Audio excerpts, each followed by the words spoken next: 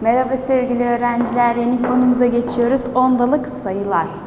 Ondalık sayılarda şimdi tahtada yazdığım gibi ne diyor? Ondalık sayı okuduğunuzda veya yazdığınızda basamak değeri kullanıyoruz. Biz bunlardan tam sayı, doğal sayı olarak aldık. Şimdi bakalım ondalık sayı nasıl olacak? Benimle birlikte tahtaya bakın.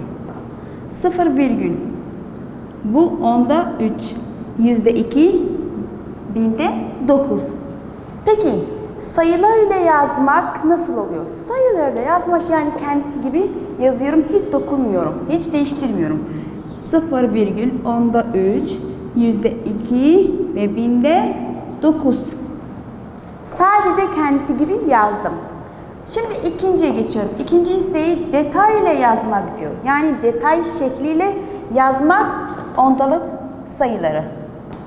Geliyorum ilk önce buradan başlıyorum. 0,009 artı. Şimdi buraya geçiyorum.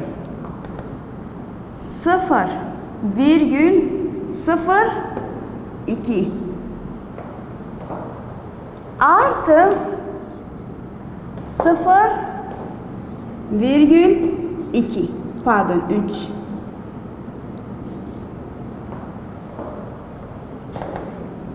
binde 9 %2 onda 3. Bu detaylı şekli. Şimdi diyor ki harfler ile yazma şekli. Yani harflerle nasıl yazılır? Nasıl okuyorsam aynı şekilde burada yazıyorum. Ben dedim ki onda, yüzde, binde. Yani sayım binlerde. Diyorum ki binde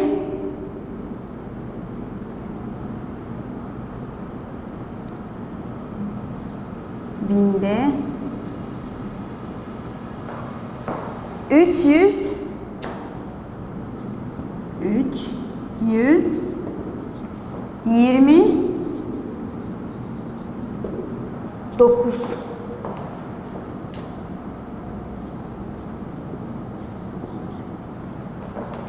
binde 329. Bu da onlar sayıların yazma şekli, harfli şekli ve detaylı şekli. Şimdi ondalık sayıları karşılaştırma nasıl oluyor? Gelin birlikte bunu çözelim. İlk sayım 7 virgül onda 2 %8 ve ikinci sayım 7 tam virgül onda 2. İlk önce karşılaştırmak için aynı hanede olmaları gerekiyor. Burası 2 haneli ama burası 1 haneli.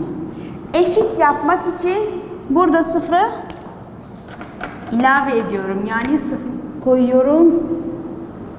Haneler eşitlensin diye. Şimdi haneler eşit mi? Evet eşit. Yani karşılaştırmaya geçebiliriz. Burada 7. Burada da 7. Yani ilk sayım eşit. Durmuyorum. Devam ediyorum. İkinci sayıya geçiyorum. Burada 2. Burada da 2. Tekrardan eşit çıktı. Üçüncü sayıya geçiyorum. Burada 8. Ve burada 0. 8 büyüktür 0'dan. O yüzden diyorum ki 7,28 büyüktür bu sayıdan.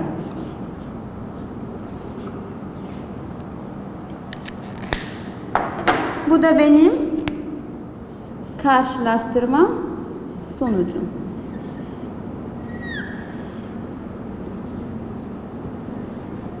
Teker teker sayıları karşılaştırdım. Bu bununla ve bu bununla. Ortaya çıkan sonuç ise bu. Sayılar aynı şekilde kitapta verdiği gibi böyle çözebilirsiniz. Şimdi sayfayı çeviriyorum. Ve ondalık sayılar ve yüzler. Yüzdeler. İlk önce tahtayı silelim.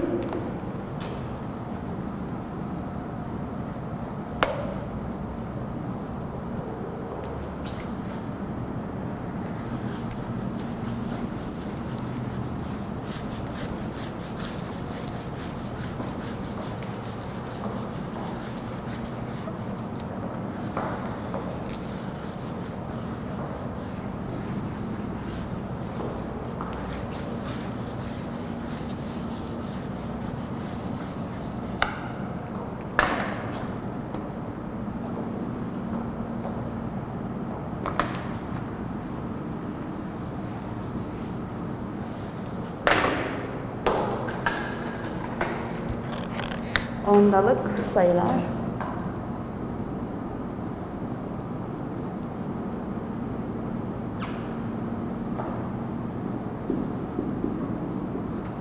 Ve yüzdeler.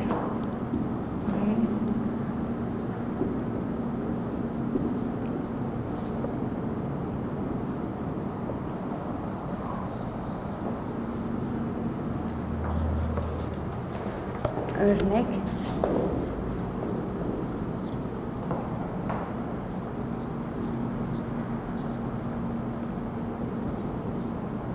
Yirmi altı.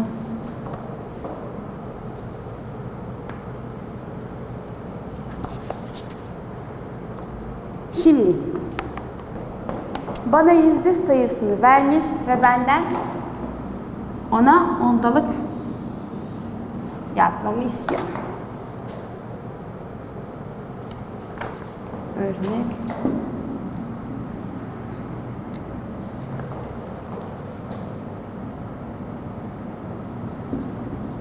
Sıfır. Virgül 0,8 yani %8.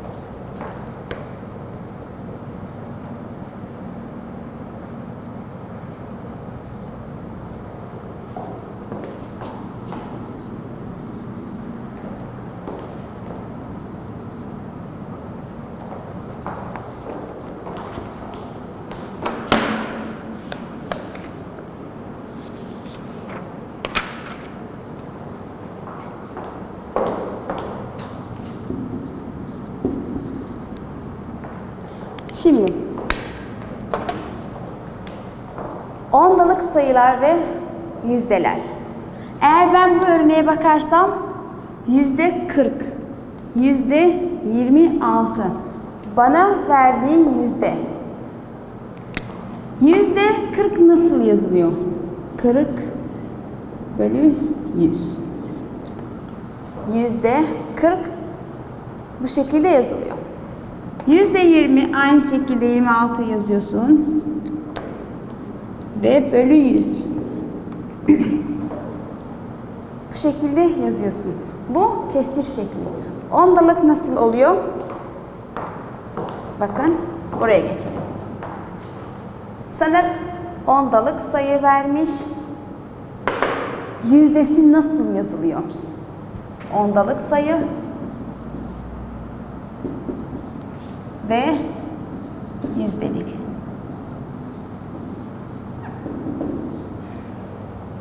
Sıfır virgül onda sıfır %8.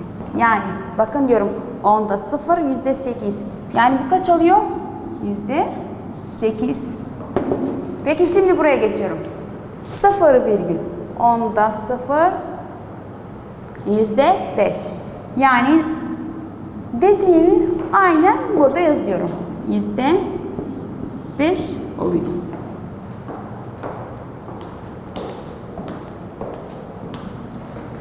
Eğer ki ben istersem bunu ondalık haline getirmek. Bu yüzdelik. Bunun yazılı şekli de böyledir. %26, 26 bölü yüzde olur. Şimdi bunun ondalık sayısı. Ben diyorum ki %26, 0,26 10'da 2 %6 olursa %26 oluyor. Aynı şekilde sana verdiği örnekleri böyle çözebilirsin. Burada bir sürü örnek vermiş. Aynen tahtada yazdığım gibi yazabilirsin. Şimdi diyor ki ondalık sayıları tahmini, yani yakınlaştırma. Tahminen.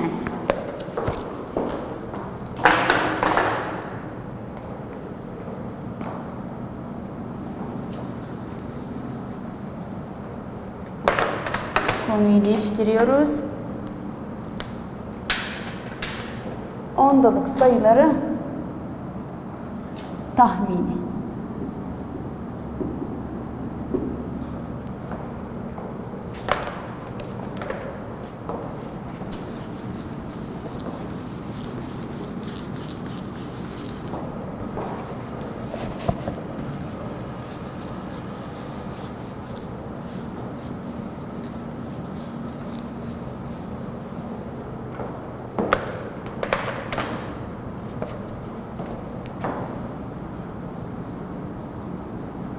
Tahmin ediniz. Eğer ki soruda derse ki tahmin ediniz, illaki sen sana verdiği rakamları, sayıları tahminen yazmak zorundasın. 1,79 artı 1,87 artı 2,17. Bu birinci örneğimiz olsun. İkinci örnek. Tahmin ediniz. Ediniz. 36,4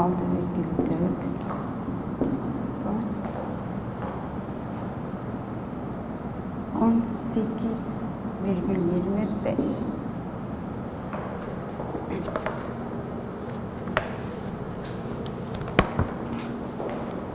Evet, şimdi tahmin ediyoruz ve daha sonra işleme geçiyoruz. İlk örnekten başlayalım. İşlemim artı ve 3 sayım var. Geliyorum, sayıları arda arda yazıyorum. 1,17 %9. Ardında bunu yazıyorum. 1,87 2,17 artı. Soruda bana diyor ki tahmin ediniz. Yani işleme geçmeden önce sen sayıları tahmin ediyorsun. Yani yakınlaştırıyorsun. Öyle işlemi geçiyorsun. Peki ben bu sayıyı tahminen yazarsam 1,79 hangi sayıya yakın? Hangi sayıya yakın? Burası 7 olduğu için artı yapıyorum ve oluyor 2,00. Aynı şekilde burası 8 olduğu için, yani 5'ten daha büyük olduğu için buraya artı yapıyorum ve 2,00 oluyor. Burası 1 olduğu için, yani 5'ten daha az olduğu için artı yapmıyorum. Kendisi gibi yazıyorum ve diğer sayıları 0 yapıyorum. 2 tam 2 ya da 200 200. Eğer ben bunları artı yaparsam 2 artı 2 4. 4 artı 2 6. Yani benim tahminen çözdüğüm sayılar bunlar. Şimdi bu işleme geçiyorum. Yani çarpı işlemi. Aynı şekilde bana diyor ki tahmin ediniz. 36,4 çarpı 18,25 8,25. Çizgi çiziyorum ve burayı da aynı şekilde ilk önce tahmin ediyorum ve daha sonra çarpma işlemi yapıyorum. Eğer ben buraya bakarsam 36,4. Burası 6 ve burası 8. 6 olduğu için artı yapıyorum. Oluyor 40. Burası 8 olduğu için, yani 5'ten daha büyük olduğu için artı yapıyorum, oluyor 20. Bunlardan 0 olduğu için yazmayabilirsiniz. İşlemim aynı. Çarpı çarpı. Eğer bunu çarparsam ne oluyor? 0 çarpı 0, 0, 0 çarpı 4, 0. 2 haneli olduğu için 0 buraya ekliyorum. 2 çarpı 0, 0. 2 çarpı 4, 8. Yani sonucum 800 oluyor. Bu da eğer işlemim çarpıysa. Kitapta sorular vermiş, örnekler vermiş, çözebilirsiniz. Sayfayı benimle birlikte çevirin ve ondalık sayılarda toplama ve çıkarma. Bu işlemin toplamaydı. Ama tahminen, yani tahmini. Şimdi diyor ki sadece toplama ve çıkarma.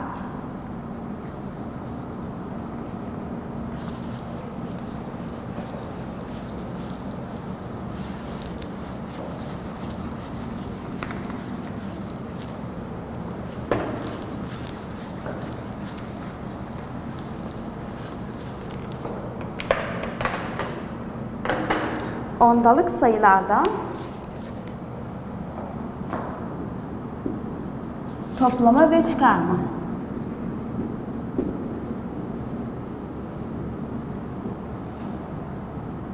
Ve çıkarma.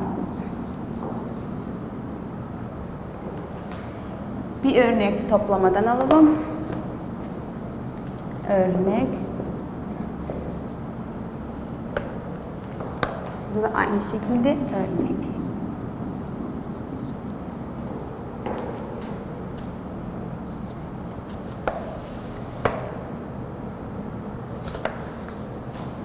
İki virgül 0 0 1,26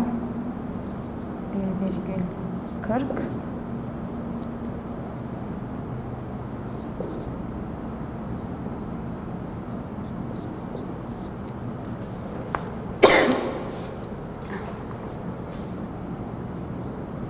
Bu toplama işlemi. Şimdi çıkarmaya geçiyoruz. Burada yazıyor toplayınız.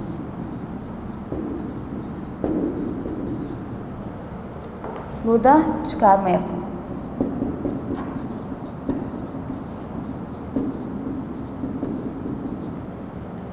Örneği yazalım.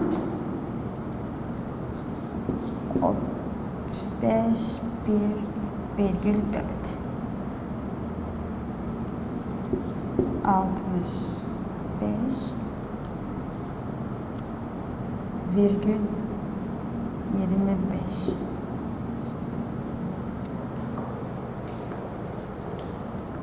eksi.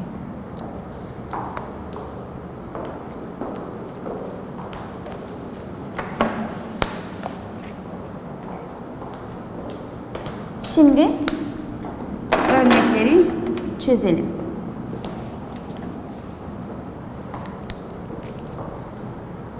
İki sayı olabilir, 3 sayı olabilir, 4 sayı olabilir, fark etmiyor. İşlemin toplama.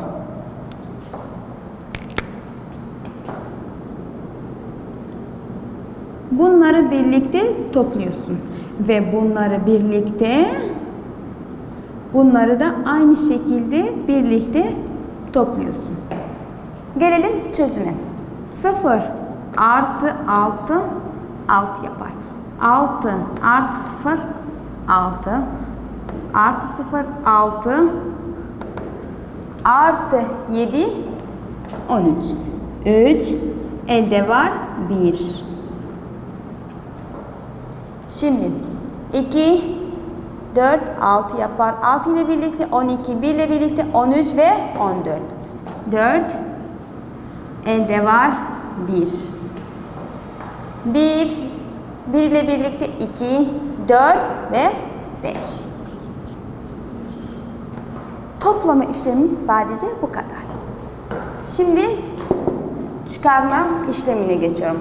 Çıkartma yapınız.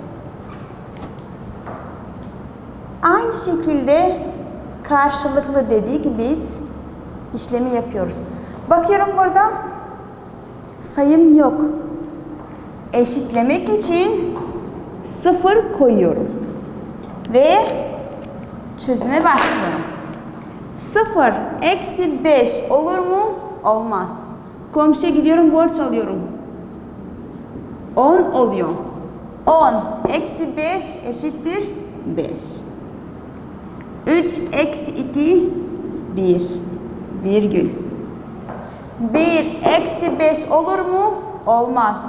Komşudan borç aldım ve 4 kaldı. Bu da 11 oldu. 11 eksi 5 6. 6 yazıyorum. 4 eksi 6 olur mu? Olmaz. Tekrardan borç aldım. 14. 14 eksi 6 8. Burada sayım olmadığı için aynı şekilde burası 0 2. Eksi 0 2 yazılır. Bu da çıkarmanın sonucu. Yani sadece bu kadar. Ama haneleri birbiri altında yazmayı unutmayın. Sayfayı çevirin ve ondalık sayılarda çarpma. Yani şimdiki işlemimiz çarpma. Toplama yaptık. Çıkarma yaptık. Şimdi çarpmaya geçiyoruz.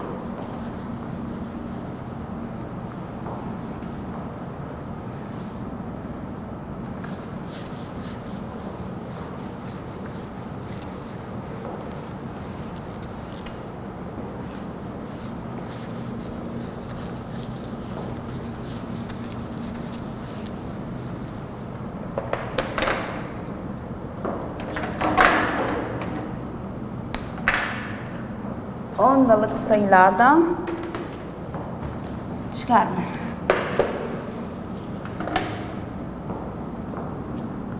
Pardon, çarpma. Çıkartma ve toplamayı aldık.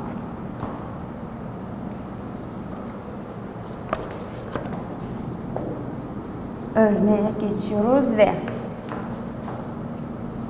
9 çarpı 1,12. Eğer ki örneğe bakarsak bu doğal sayı. Doğal sayı. Bu ise ondalık sayı. İkinci örneğe geçiyoruz.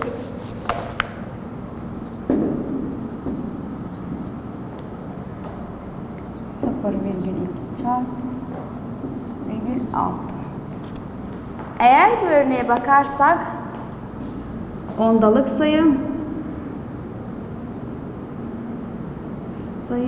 ve ondalık sayı. Yani iki sayımda ondalık.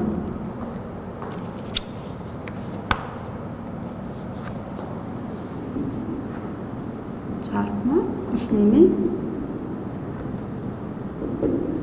yapınız.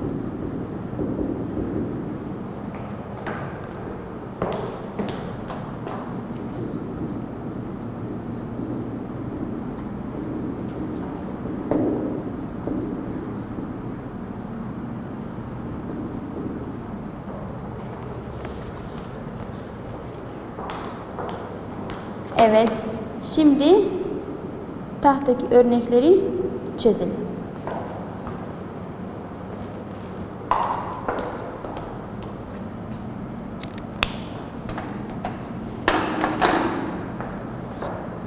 İlk örneğe bakıyorum. Bir sayım doğal tam sayı, diğer sayımsa ondalık sayı. Geliyorum, yazıyorum. 9 çarpı 1,12. 12. İlk önce 9'u buna, sonra buna ve daha sonra buna çarpıyorum. 9 çarpı 2 18. 8 elde var. 1. Peki 9 çarpı 1 9. 1 ile birlikte 10. 0 elde var 1. 9 çarpı 1 9. 1 ile birlikte 10. Şimdi 9 çarpı 2 ya da 2 çarpı 9 18. 8 elde var 1. 9 çarpı 1 9. 1 ile birlikte 10. 0 elde var 1. 9 çarpı 1 9. 1 var 10 yapar. Şimdi virgülü nasıl koyacağım?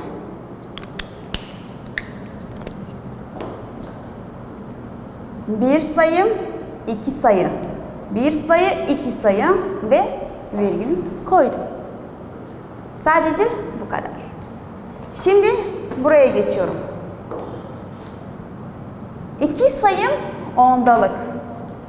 0,2 çarpı 0,6. Burada tam ama burada ondalık. Bakalım değişen bir şey oluyor mu? İlk önce buna ve daha sonra buna çarpıyorum. 6 çarpı 2 12. 2 elde var 1. 6 çarpı 0 0 yapar. Ve 1 ile birlikte 1'i yazıyorum. Eğer buraya bakarsam 0'ı ne ile çarparsam 0 oluyor. O yüzden yazmıyorum. Bu çarpma işlemi yapmıyorum. Direkt virgülü koyacağım. Bir sayım, iki sayı. Yani iki sayıdan sonra virgül geliyor. Bir sayı, iki sayı, virgül ve işlemim tamam. Ama biraz güzel yazalım. 0,12. Bu sorunun da çözümü. Çarpma işlemi, ondalık sayı ve tam sayılardan bir sürü örnekler vermiş. Hepsini kendiniz evde çözebilirsiniz. Ve şimdi ondalık sayılarda bölmeye geçiyorum.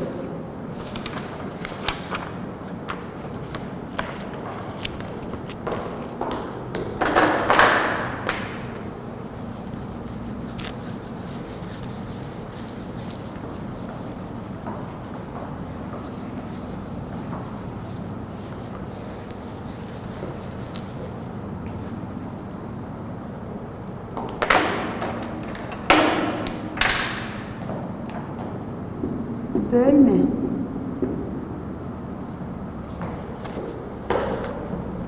Örnekler alalım. 14,88 bölü 5. Ve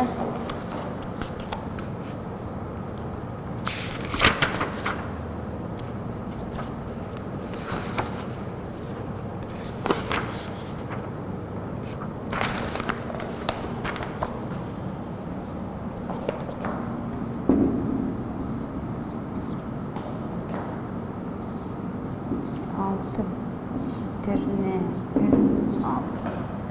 Zihinsel olarak biz ediniz.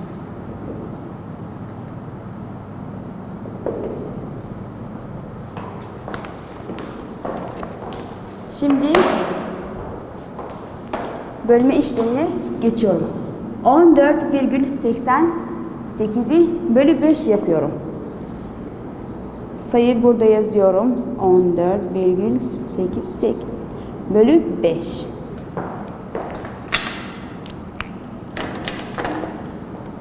Şimdi çözüme başlıyorum. 14 bölü 5. 14'te kaç tane 5 var? 2. 2 çarpı 5 10. Buradaki işlemim, işaretim eksi, unutmayın. 14 eksi 14. 8 iniyor. 48. 48 bölü 5. 8 yaparsak 40 olur. 9 yaparsak 45 olur. 9. Peki 9 çarpı 5 45. Tekrardan eksi işareti. 8 eksi 5 3 ve 0. Tekrardan 8'i indiriyorum. Yani ilk önce bu 8 indi ve daha sonra bu 8. 38 bölü 5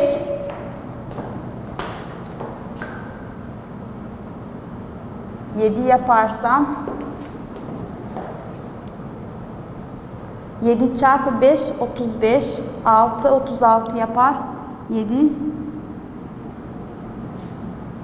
6 37 35 8, o yüzden 7 yazıyorum. 7 çarpı 5 35. Tekrardan eksi işareti yapıyorum ve 0 0 oluyor. Şimdi virgüle bakıyorum ve buraya koyuyorum. Koyduktan sonra diyorum ki 14 bölü 88 pardon 14,88 bölü 5 eşittir bu sayı ve kalan 3 oluyor. Şimdi buraya geçiyorum. Burada değişkenim var. Diyor ki zihinsel olarak analiz ediniz. Yani 0,6 eşittir ne? Ne sayısı bölü 6 yaparsam ilk önce virgülü bir tarafa bırakıyorum. Aynı şekilde yazıyorum. Bölü 6. Neyi ben bölü 6 yaparsam 6 olur? Tabii ki 36 bölü 6 eşittir 6. Peki ya virgül koyarsam 6 eşittir bölü 6. Yani ne eşittir 3,6. Yani böyle analiz edebilirsiniz. Umarım anlamışsınızdır. Dinlediğiniz için teşekkürler.